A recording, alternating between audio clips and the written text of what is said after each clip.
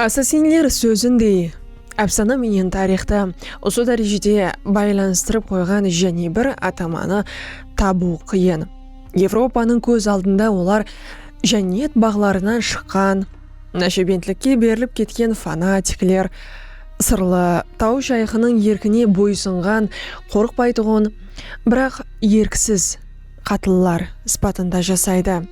Ғалапалық мәдениетті болса видео ойынлар һәм сериаллардағы капюшонлы, гөйекі ұлы мәртебелі күресшілер көрінісінде пайда болады. Бірақ бұл жарқын дерлік кино сахнасына ұқсас образдың артында тикарынан хақиқи діни жамаат, яғни әсірлер дауымында империялардың басымасында жасап келген, Моңғол басқыншылықтарына аман қалған һәмде 21-ші әсірге тірі Имамат институты һәмде глобал университетлер һәмде фондлар тармағыменен жетіп келген Назари Исмаилилер тұрады. Қалайынша кіші тау жамааты сұлтанлар һәмде крест атлансларының қауіпіне айлануы, ал соңынан болса жасырын қатыллар орден хақындағы ең тірі һәмде ұзақ өмір сүруші мифлерден біріне айлануы мүмкін болған. Аламут һәмде Мессияв қорғалары өз қойнында нелерді жасырған, сияси террор лабораториясын ба, ямаса құрамалы иләхият һәм интеллектуал дәстүр орайын ба. Неге бүгінгі дүния ассасинлерге бір уақыттың өзінде һәм қанжар нышан артынан, һәм ағахан атыменен байланысты гуманитар жойбарлар объективінен қарауға таяр. Айне бүгінгі видеомыз сізді әпсанадан деректерге алып баратығын жолға шақырады. Нәши һәмде жәннет бағлары хақындағы әңгімелерден орденнің хақиқи тарихына, оның сиясаты, сенімі һәмде әрқандай романтикалық фантазиядан һәмде құрамалырақ һәм қызғарлылық болып шыққан мирасына. Демек, бүгінгі темамыз ассасинлер һәм біз баслаймыз.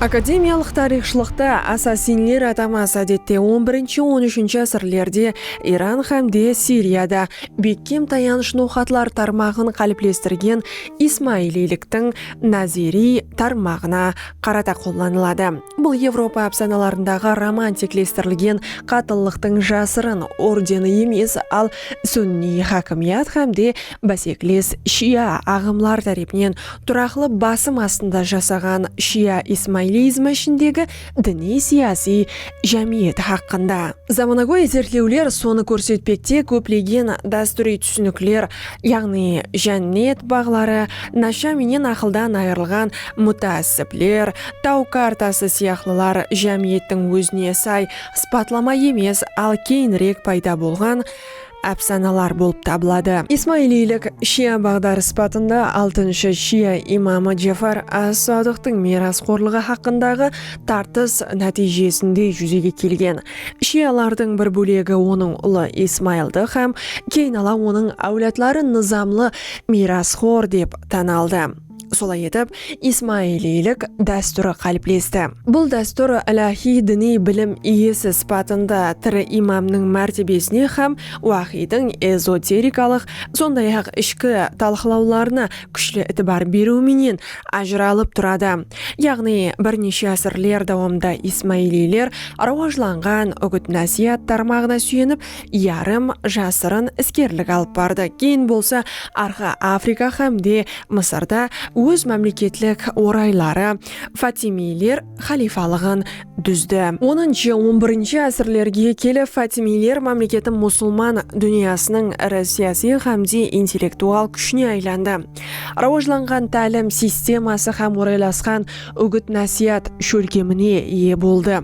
11 ғасыр ақырына келіп Фатимилер халифалығы терең дағдарыс жағдайына түсті. Сарайдағы сияси күреслер, экономикалық қиыншылықтар һәмде аймақлық келіспеушіліктер имаматты мирас етіп алу мәселесін кескінлестіріп жіберді. 1094 жылы халифа имам Аль-Мустансир қайтыс болғаннан кейін фатимилер элитасы ішінде бәсекелес екі бағдар қалыптасты. Бір оның кіші ұлы Аль-Мусталины, екінші болса үлкен ұлы Низарды қоллап қуатлады. Аль-Мустали һәм абырайлы уәзір тариптарларының жеңісі Мысырдан Низар һәмде оның ізбасарларының жеңілуіне алып келді. Бірақ Кахрадан тысқардағы Исмаилилердің көпшілігі үшін дәл Низар низамлы имам болып қалды. Яғни Низар бағдарын тән алған һәмде Қахира басшылығын бекарлаған. Исмаилилер өз алдына тармақ, яғни Низарилерді шөлкемлестірді. Сонда айрықша айтып өтуіміз керек, ассасинлердің кейінгі тарихы тап осы тармақпенен байланысылы. Иранда Низарилік харекетінің қалыптасуында тек арғы шахс Хасан Саббах еді. Ол 11-ші ғасыр орталарында Құмда 12 имамлық шия орталығында туылған. Бірақ балалығы һәм жаслығын Исмаилилер насихатшылары әлі қашан жұмсалып барып отырған ахметлі діни орай Рай қаласында өткерді. Бұл жерде Хасан дәстүри шия тәлімін алды һәм Исмаили дөуетшілер менен сәубетлесу арқалы астиақырын Исмаилилікке өтіп, Фатими имамына садықлықты қабыл етті. Кейінгі деректер текарында қайта тікленген өмір баянына бола Хасан ер жеткеннен кейін Мысырға Аль-Мустансир сарайына жіберілді һәм ол жерде бірқанша уақыт теология білімлерін тереңлестірді һәмде миссия амелияты һәм Фатимилер дәуетін шөлкемлестіруменен танысты. Қахрада ол үлкен шахзада Низор тариптарларына үзілкесіл қосылды. Бұл болса оны құдіретлі уәзір һәмде Фатимилер басшылығының келешектегі бағдарына қарсы қойды.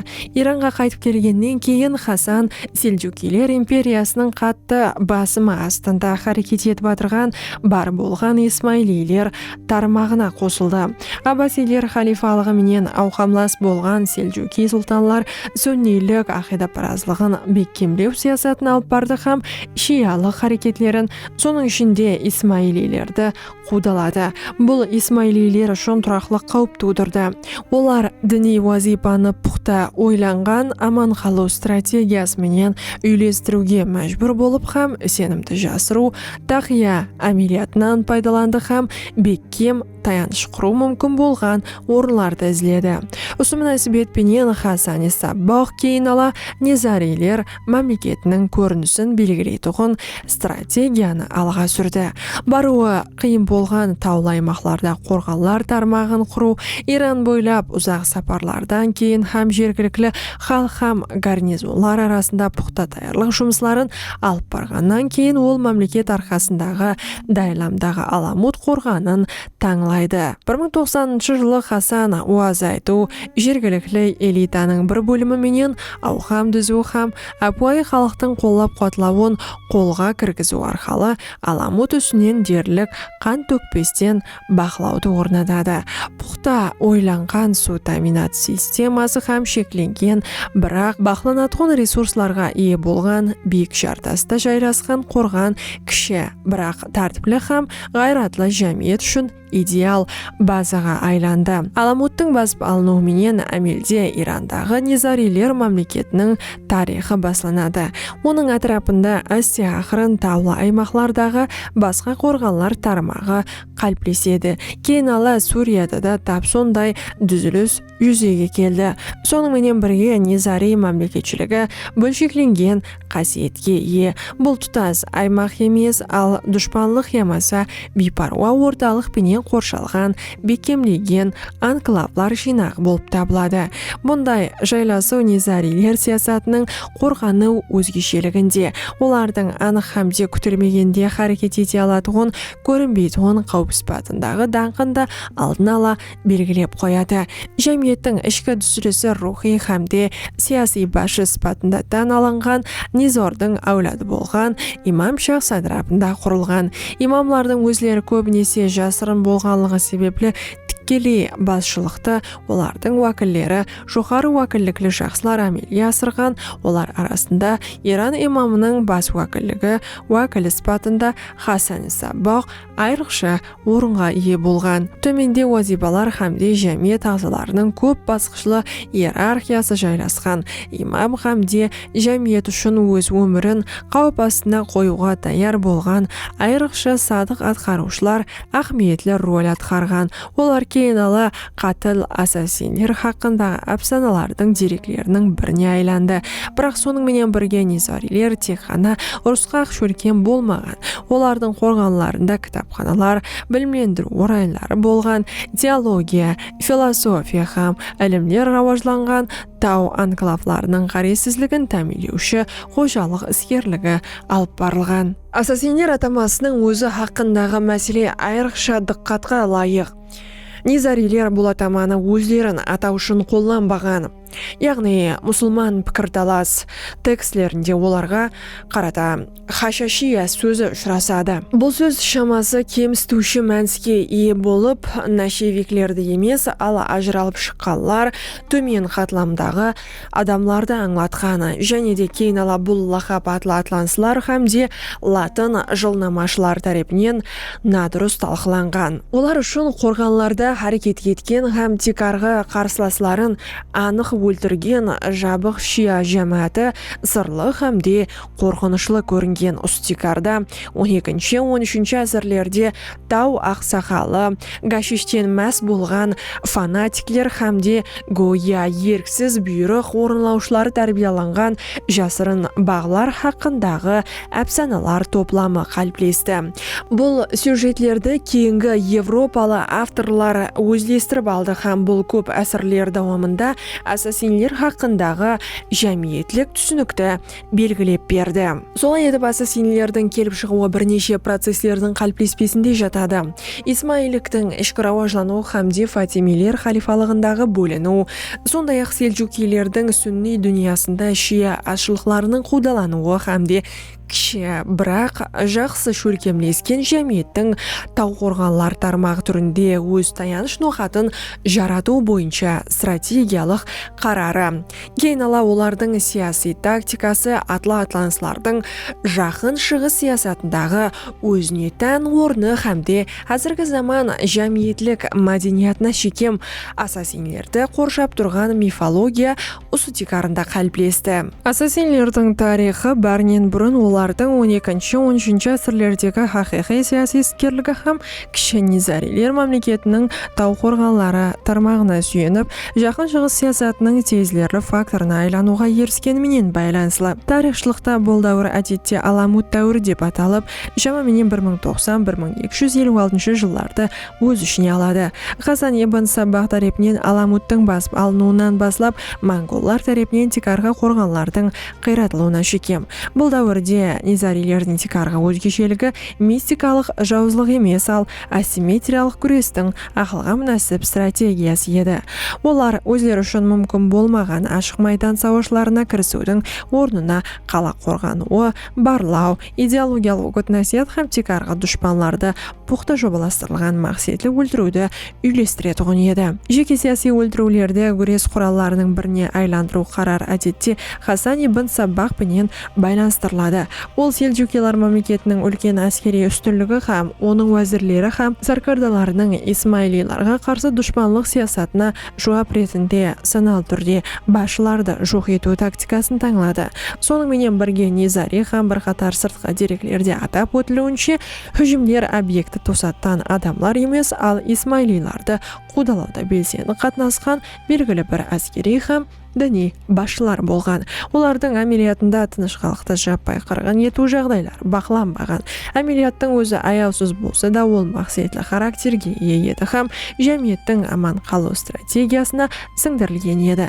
Бұндай операцияларды орынлаушыларды кейінгі дәстүр пидайлар өзін пидай етушілер деп атайды. Деректерде қалыптасқан пидай бейнесі еріксіз фанатик емес, ал даярлықтан өткен имам һәм туысқанлардың қауіпсіздігі үшін өз өмірін қауіп астына қоюға даяр тәртіплі жәмиет ағзасы болып табылады.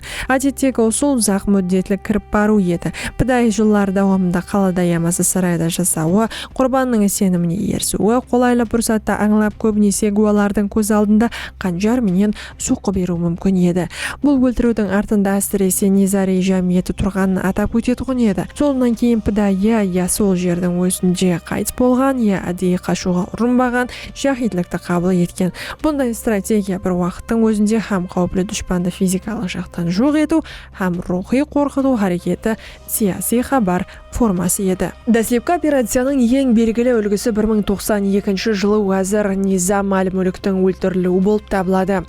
Селджукилер салтанатының бұл құдіретлі хамилдары Исмаилилер һәмде басқа да шия ағымларын бастыру бойынша ізбе-із сиясат жүргізді һәмде сиясатнама трактатында оларға қарсы шықты.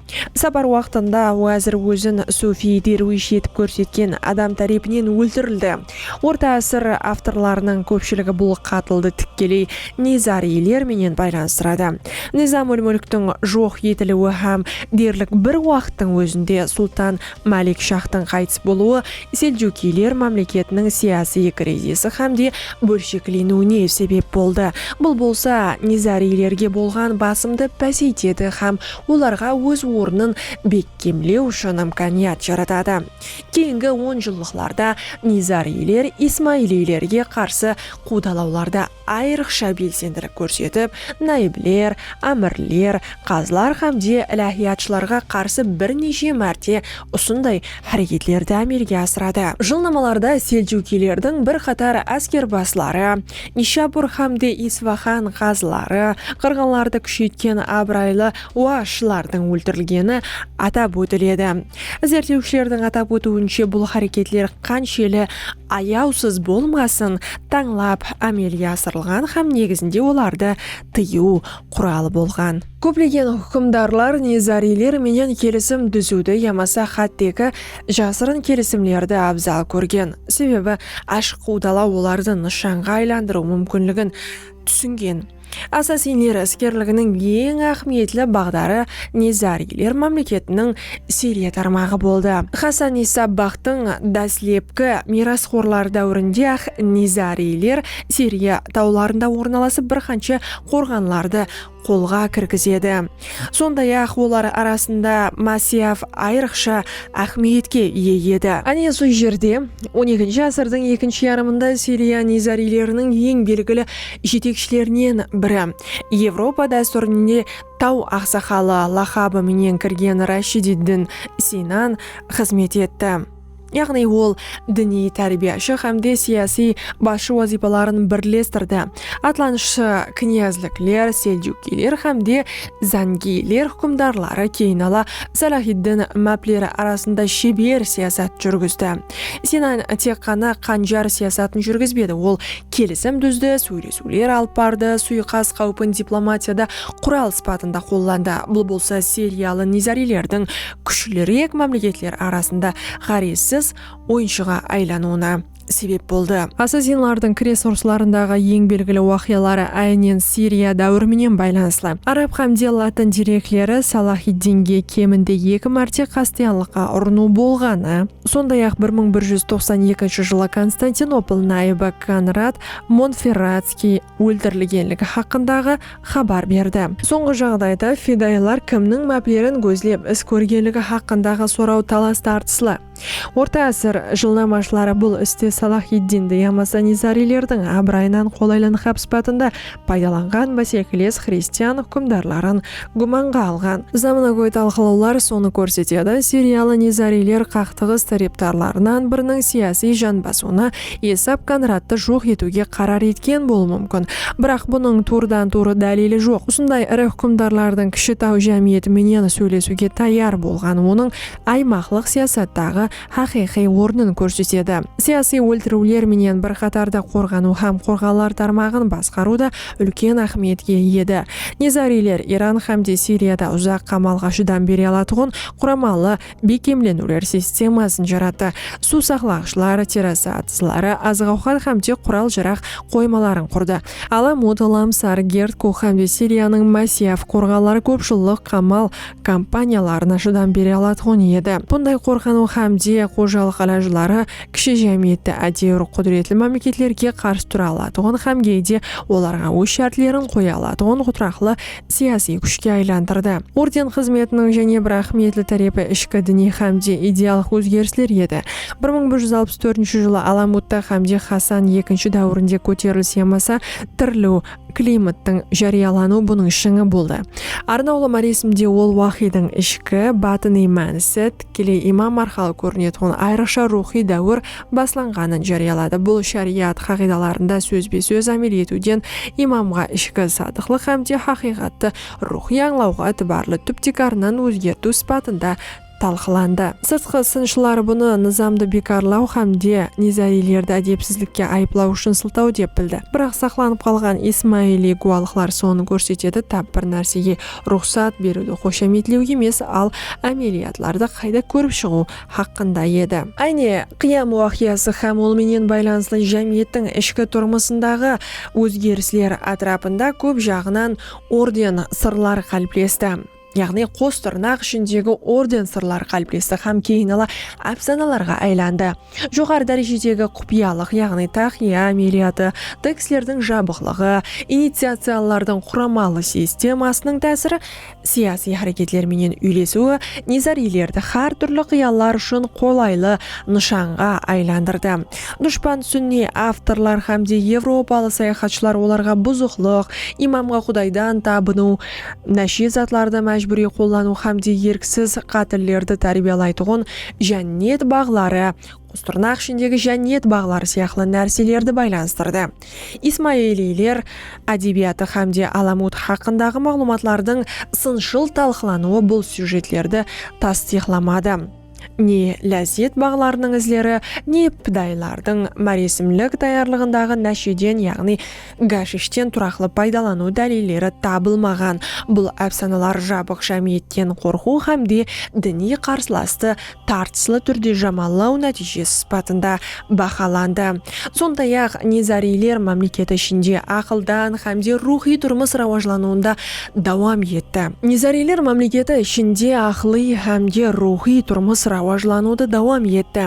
Hatto dushmanlik kayfiyatdagi avtorlarning guvohliklarida Alamut kitobxonasining boylig'idan derak beradi. U yerda teqqana teologiya ham huquqiy shiormalar emas, astronomiyalik asboblar, ilmiy traktatlar, filosofiyalik tekstlar saqlangan ekan.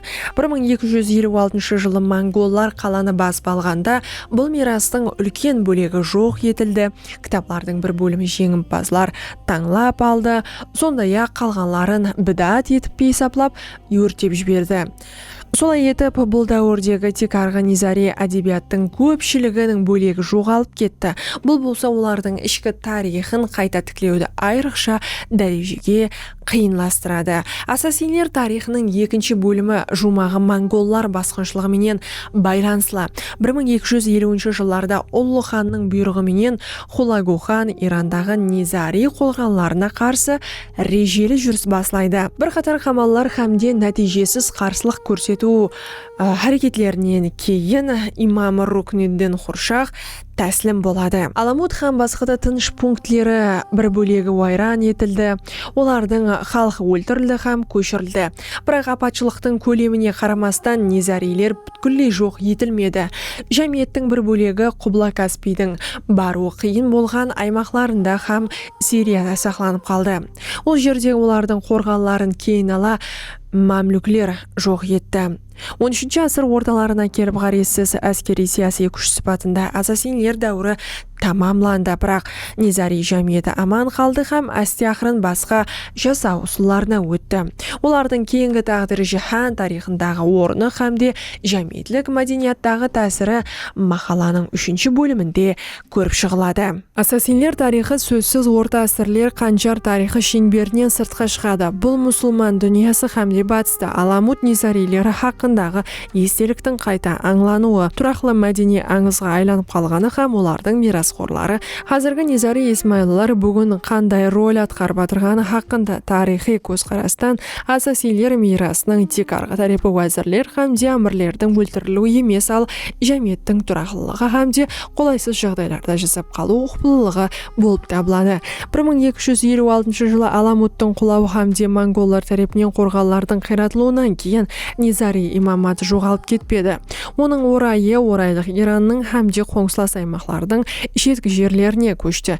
15 ғасырға келіп имамлар Анжудон дәуір деп аталған дәуірде және де белсенді рөл ойнай бастады. Олар махаллат жанындағы Анжудон ауылында орналасып, әсте-ақырын Иран, Хиндистан һәм орайлық Азиядағы жәмиетлер менен байланыстарды тікеледі. Сырттан бақылаушылар үшін олар көбінесе суфи пірлерге ұқсайды еді. Бұл болса шия сүнни қарама-қарсылықтары жағдайында оларға белгілі дәрежеде қорғану береді еді. Ал Низарилердің өздері үшін бұл басқа сияси жағдай имаматты дауам еттіру формасы еді. Ұзақ мүддетлі келешекте Низарилер тарихы харекетшең азшылық мысалына айланды. Өз мемлекетінен айырылған жәмиет бейімлесушеңлік, географиялық талқылаулық һәмде трансаймақлық сауда һәм интеллектуал тармақларда қосылу арқылы жасап қалады. Аламут дәуірі Исмаилилар ұлыма тарихының тек бір бөлімі болып, 10-ші ғасырдан кейін салмақ орайлар әсте-ақырын Хиндистан, Орта Азия һәм Шығыс Африка тарапқа жылжыды. Әне сол жерде Хиндистандағы жәмиетлер, яғни болашақ қожалар һәмде олардың Шығыс Африкадағы диаспорасы арасында Низари имамлығының заманауи келбеті қалыптасты. 19-ші ғасырдан жаңа басқыш басталады. Имам Хасан Али Шах көбірек Аға хан бірінші атымен танылған. Қажар шахынан Аға хан атағын алады, соңынан Британия хакимиятіменен құрамалық қатынасқыларға кіріседі. Һәм ақыр бетінде имамат орайын Бомбейге көшіреді. Оның әулетлары арқалы діни басқыншылықты колониялық һәм оннан кейінгі дәуірде жәмиеттің сияси һәм жәмиетлік жетекшілігіменен байланыстыратұғын Аға ханлар династиясы қалыптаседі.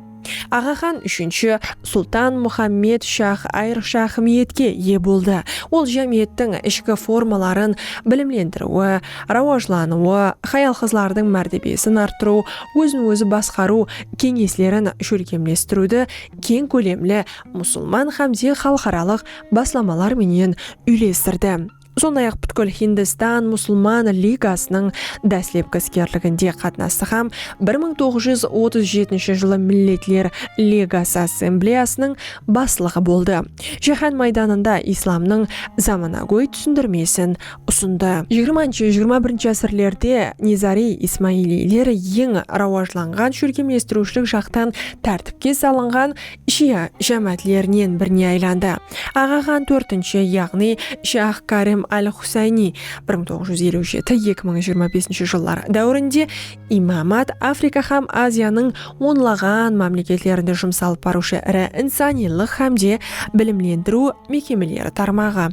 Аға хан рауажландыру тармағын дүзді. Бұл тармақ текарынан университетлер, мектеплер, емлеуханалар, мәдениет һәмде мирасты сақлау шөлкемлерін өз ішіне алып, әмелде діни басшылықты ұзақ мүддетлі жәмиетлік сиясат құралына айландырды. Бұның бағдарламалары har жылы сеніміне қарамастан миллионлаған адамларды қамтып алды. 2025 жылы 4 февральда Лиссабонда Аға хан 4-ші қайтыс болғаннан соң уасиятнама һәмде Исмаилилер дәстүріне муафиқ оның орны ұлы Шахзада Рахим Аль-Хусайни Аға хан 5-ші һәмде Низарилердің 50-ші имамның қолына өтті. Бағдардың дауамлылығы атап өтіледі.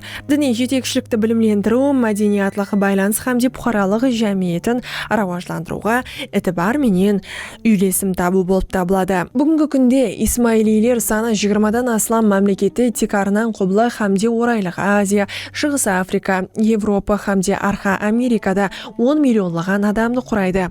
Табысы контекстте ассасинлердин жаһан тарихындагы карама-каршылыклар ролу аңланады.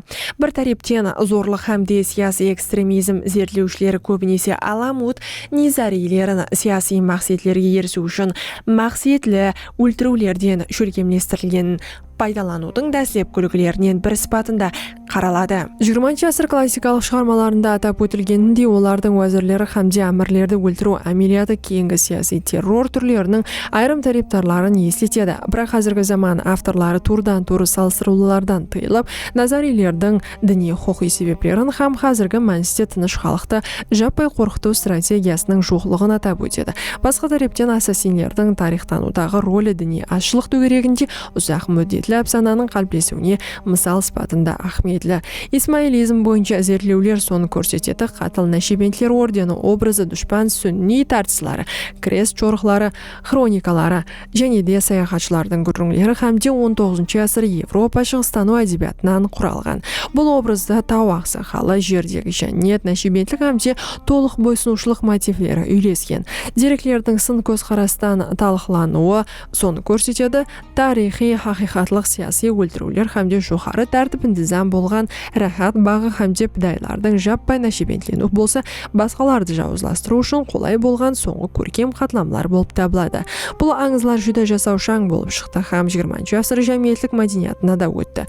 Тикарға бұрылыс нұхатларынан бірі Владимир Бартельдің Аламут, яғни 1938 жылғы романы болып, ол адам өлтірушілік хақындағы сюжетті халықты басқару hamda тоталитар хакимияттың аллегориясы сипатында қайта талқылайды. Бартель саналы түрде тау ақсақалы hamda жәннет бағының дәстүри образларынан пайдаланады. Оларды идеологиялық қадағалау метафорасына айландырады. Бұнда Низарилердің тарихи хақиқатлығы көбірек сенім, хакимият hamda үгіт-насихат хақында пікір жүргізу үшін фон болып қызмет етеді. Соңғы зерттеушілер роман hamda оның давамшыларын стереотиплерді қайта көріп шығуға ұрынуда да шығыслық клишелер сыртылық, фанатизм, экзотикалық мейірімсіздік ахметлі роль атқаруда давам етіп отырғанына мысал сипатында талқылайды.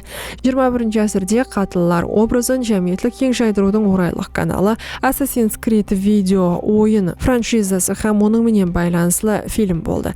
Мәдениеттанушылар hamda медиа зерттеушілер бұл серияны жәмиеттік мәдениеттің ескі әпсаналарды бір уақыттың өзінде қайта тікілеу hamda дүзуіне мысал сипатында көреді. Bir тариптен ойлар өлтіргішлердің жасырын шөлкем адрапындағы ойын құрады hamda өзінің кредосына ие болып, тікелей Европа өлтірушілер әпсанасына мүрәжәт етеді.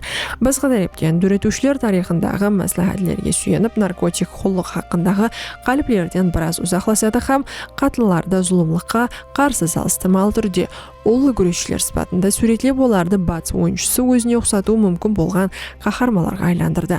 Ескі әпсана жоғалмайды, бірақ қайта қалыптаседі. Өлтіруші жауызлық басқадан глобал поп мәдениетке кіргізілген тұлғаға айланады. Сонымен бірге қазіргі Низари Исмаилилардың өздері ассасинлер атамасынан һәм оның менен байланыслы мифологиядан ұзақласады. Расми Исмаили институтлары төмендегілерді тап өтеді. Аламут дәуірі Исмаилилардың үзліксіз тарихының ахметлі, бірақ тек бір басқышы. Адам өлтіру әмелиятына емес, ал интеллектуал мирасқа, теология раважлануына, сәулет өнері һәм білімлендіруге қосқан үлесіне этибар қаратылды. Жәмиеттік пікірлерде әсіресе терроризм хақындағы қазіргі пікірталаслар аясында жәмиетчілік уәкілдері адам өлтіру тарихын дұшпанлық үгіт-насихат hamda сенсациялы сюжеттер, егер олар ілми зерттеу ұсулары менен ашқараланбаса, әсірлер давамында жасап қалу мүмкіндігіне мысал сипатында пайдаланады. Солай етіп дүние тарихында қатылылардың ахметлі бірнеше дәрежелерден барады. Саяси дәрежеде Аламут Назарилары қуғынға ұшыраған азшылық қорғалар тармағы,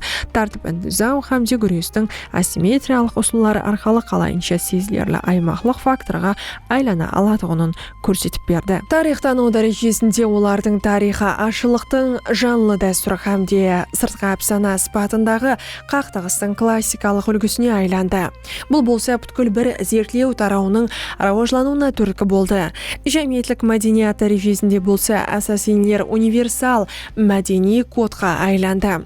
Орта ғасыр авторларындағы Тау ақсақалы хамде Аламут романынан Assassin's Creed орайындағы капюшонлар хамде жасырын пышақлыларға шекем. Соның менен бірге қазіргі көзқарастың парадоксы сонда бүгінгі күнде қатыллардың ең сезілерлі мираслары қанжар менен емес, ал агахилер башылығындағы имамат тәребінен бүткіл дүния бойлап түзілген университетлер, емлеуханалар, музейлер хамде рауажлану бағдарламалар менен байланысла.